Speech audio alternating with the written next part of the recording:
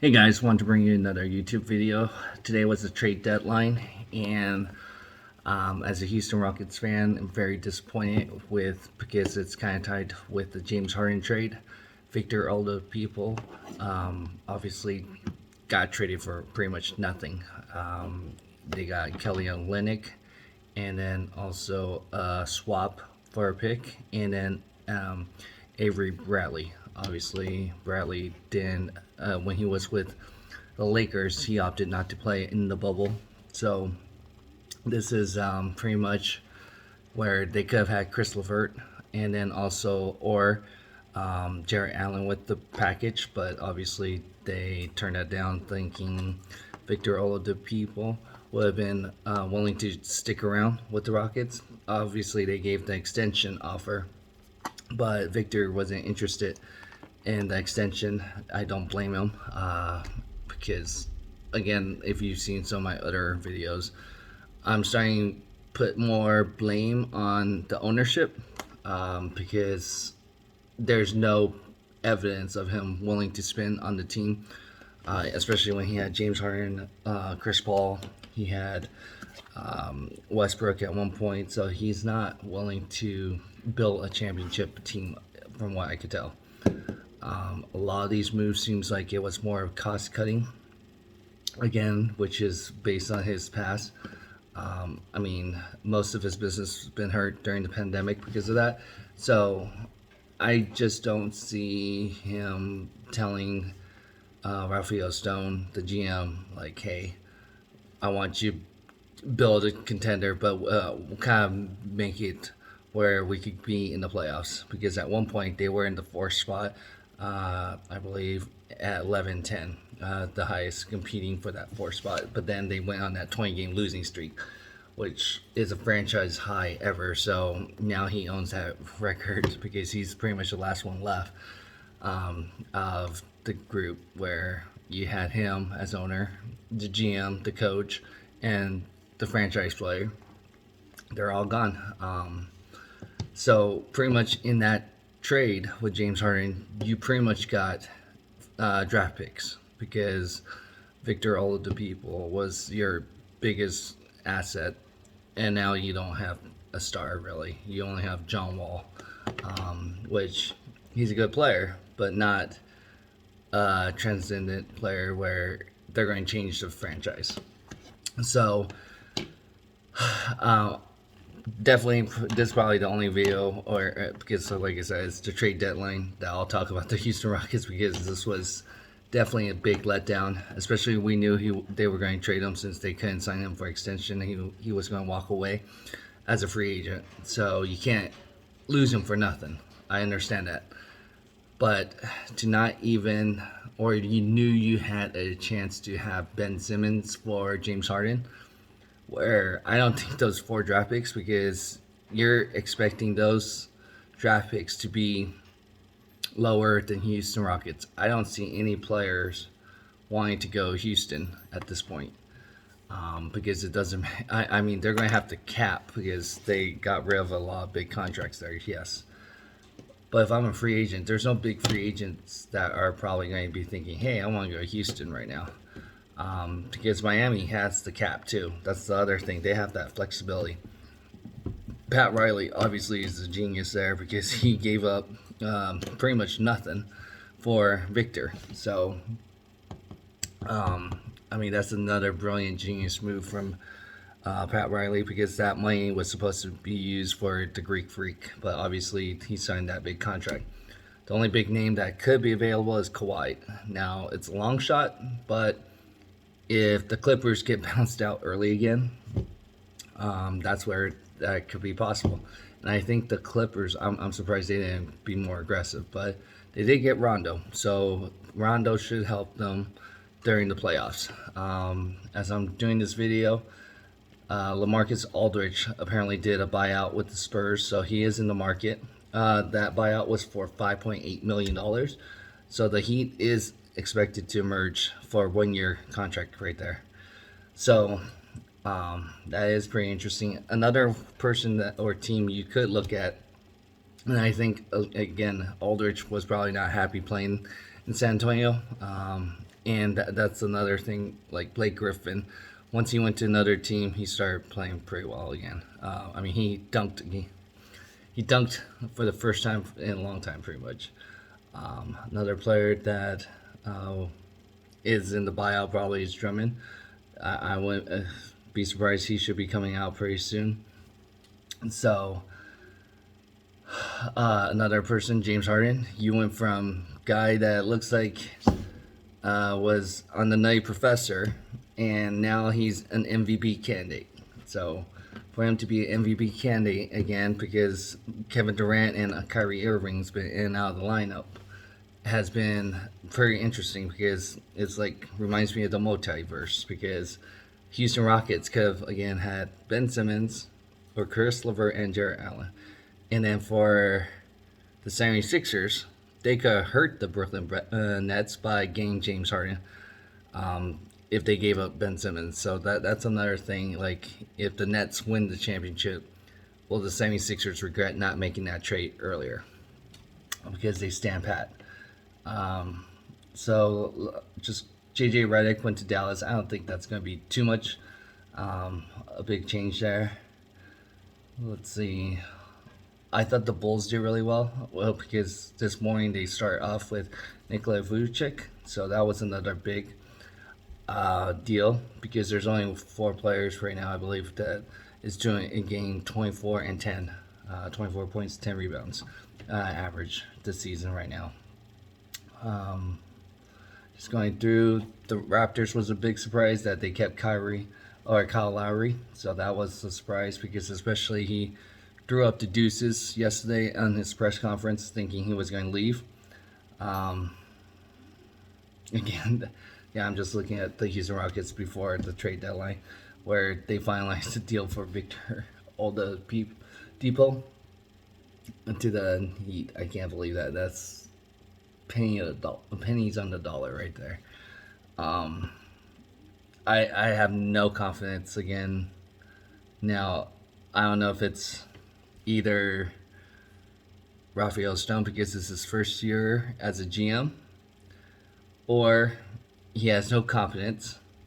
But I'm pretty sure he had to learn from one of the best GMs, Daryl Morey.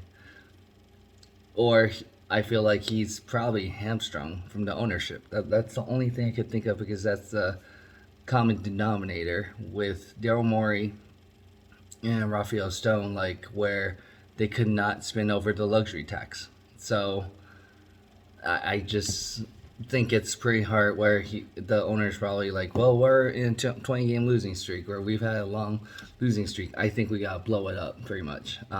Which the thing is, this year's draft pick, if they don't finish in the top 4, then they could lose this draft pick because it is protected or unprotected. So if it's outside of the top 4, it goes to the Thunder. So at this point, yes, I could see why you're trying to tank, but it's a lottery. You don't know if you're going to finish in the top 4 guaranteed. So Lonzo Ball, that was another one surprise, because he can potentially walk away because Pelicans didn't trade him, so that was a surprise that they're going to keep him. Because there was a lot of rumors that so Lou Williams, ironic, we talked about him during the bubble. He's going back to Atlanta, where Magic City, where the Wings incident, before he went to the bubble. So I don't know if he's going to stay out of that joint, or is he going to play some basketball. I don't know. That's going to be interesting for him to actually go to Atlanta, where he had that incident during the bubble. Let's see. Portland Trail Blazers made that trade with the Raptors, got Powell, Norman Powell, and then trade Gary Trent Jr. I kind of like Trent Jr. for his 3-point shooting, and they also got Rodney Hood. So those are more good role players, so that could help Portland in that sense. George Hill goes to Philly, so that should help Philly shore up their bench. I'm a little surprised that the Knicks did make more push because they are in that playoff grade right now, or that middle of the pack right now. Another team that I thought really helped themselves, the Denver Nuggets, because they got Aaron Gordon. Definitely could help the Denver Nuggets. Now pushes them in that playoff mix. Um, Overall, I think the Magic also did really well because you never want to get stuck in the middle. And so either the Magic figured this is as far as we could get with this team. They pretty much blew up the team, which I thought the direction would make sense for them. I mean, like I said, I don't mind how the Rockets. We knew was as far as they could get with James Harden, but the way the trades that James Harden got, like what the Rockets got, did not make sense. So, gosh, I mean, at least Aaron Gordon. Okay, it made sense. You got, what was it? I was looking at it just now. RJ Hampton, and Gary Harris. So those in the protected first round into 2025. So that's about 4 years from now. So Orlando could be done rebuilding, and then Denver could be starting to rebuild. So you could have a higher pick then. That's how you want to make that trade. You got a rookie project with RJ Hampton, and then Gary Harris has been proven before. So could you start playing these young players? I mean, Aaron Gordon didn't want to be there.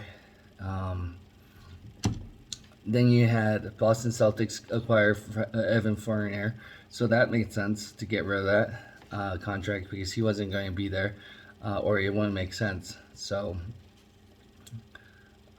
let's see again, Nikola Vucevic, that made sense, and got rid of Al Farik Amino for Otto Porter Jr., Wendell Carter, and 2 first-round picks. So again, that could help them. I mean, you could package picks. The only thing I could say, if the Rockets are able, this is how they got James Harden originally, was so many assets with these draft picks and some young players. So if they're eventually able to trade and package something, then that would make sense for that James Harden trade. But definitely, Victor, that trade was awful. I would say that's one of the worst trades ever, unless you're a Miami Heat fan. So I would say those are the big winners. Would be Orlando, because they now have a clear direction. As long as they don't mess up along the way, they pretty much got rid of their whole team, their core and everything. So now they got a young nucleus team that they could rebuild, and they got draft picks for compensation. Bulls, I would say, but they could be like where Orlando was, being stuck in that lower playoff bracket or seed, or not even making the playoffs. So that's another possibility. But right now, for today, I would say they could be a winner. Who else is a winner? I would say Miami Heat for sure, because I feel like now they're back in the playoff spot. Hunt, Denver's another good one, and I think Miami, if they get LA and LaMarcus Aldridge, definitely it's playoff hunt push right there. I mean, you just acquired 2 players that could be in your starting role. Actually, let me take that back. LaMarcus Aldridge is probably going to come off the bench, I think, since Bam is probably going to be starting unless they play those 2 guys together. I would say the biggest losers would be definitely the Rockets. I would say Boston could potentially, because they didn't make enough. Clippers, give or take, depending on how the playoffs roll. I think the Raptors could be a loser too, because Kyle Lowry could walk away for nothing. So that is a potential that could hurt them. 76ers could be a loser because they had a chance for James Harden early in the season, and they've seen how good the Nets are.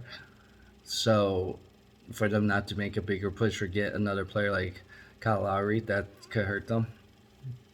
So yeah, I thought there was going to be more moves, to be honest. With Lonzo Ball was rumored to be moving because the Pelicans could lose him, and I thought someone would make a better offer or some type of offer. And then another player I thought was going to be on the move was Kyle Lowry. Those are the two players I thought was going to be on the move. So let me know what you guys think overall. Whoever your team is, did you feel happy with the trade deadline? Are you looking forward to the buyout market? Is there a certain player you're looking forward to for the buyout market? I mean, there are probably going to be more players. Andre Drummond, Marcus Aldridge already finalized, and then there could be a couple more players that I'm not thinking of right off the bat. But definitely interesting trade deadline. I definitely love trade deadlines, and leading up to it, I thought this was pretty decent. This is going to solidify teams that are moving up or might have messed up their off-season long run. So we'll go ahead and let me know if, again, your team, how do you fare, what you think of your team. Did they make the right moves? And then go ahead and hit that like button if you like this video. Again, if you haven't subscribed to our channel, go ahead and subscribe to the channel. Do appreciate watching. Together we can build better tomorrow. Thanks.